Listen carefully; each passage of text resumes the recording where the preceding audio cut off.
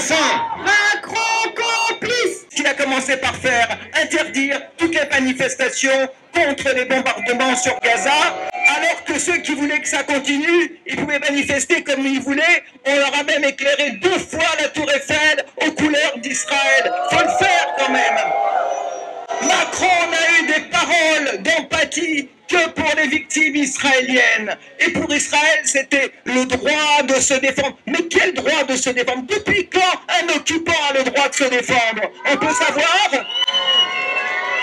Il a déroulé le tapis rouge, pas simplement à Herzog, mais depuis le 7 octobre, depuis les massacres, depuis le génocide, le début du génocide, il n'a pas arrêté de dérouler le tapis rouge à des génocidaires israéliens, dont le président du Parlement israélien qui n'arrête pas de voter des lois nazies, il faut le dire, parce que ça s'appelle comme ça, et qui s'appelle, n'est-ce pas, Amir Ohana, et qui a été reçu par le Sénat. Qu'est-ce qu'il a fait d'autre? Il a supprimé la subvention de l'UNRWA. Bravo Macron, ça c'est un geste. Oui. Elle a parlé des 4000 Français qui peuvent aller commettre des crimes sans avoir aucun problème. Où est-ce que vous avez vu jouer ça? Qu'ils essayent de faire la même chose dans un autre pays et vous verrez ce qui se passera. C'est très important de souligner la collaboration de notre gouvernement. Parce que nous on dit, la France n'est pas une colonie israélienne. Mohamed Abou Sandia, le directeur de l'hôpital Al-Shifa à Gaza, lui-même arrêté, puis relâché, affirme que plusieurs détenus étaient morts dans ces centres d'interrogatoire et qu'ils avaient été battus.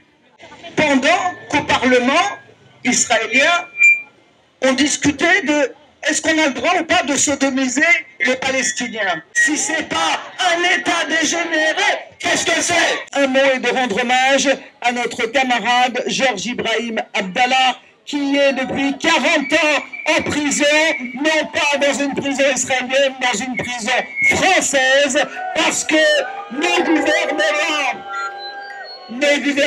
collabos, qu'ils se disent de gauche ou de droite, sont aux ordres des États-Unis et d'Israël et refusent de le relâcher, alors même que la justice a demandé sa libération dès 1999.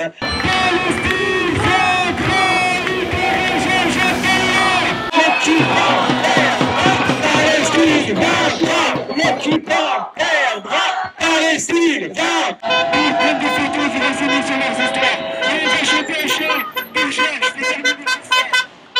Il faut qu'ils nous entendent jusqu'à notre maison. Il faut qu'ils nous donnent de la force. Il faut qu'ils nous donnent de la force. Merci à tous. Merci à la Palestine.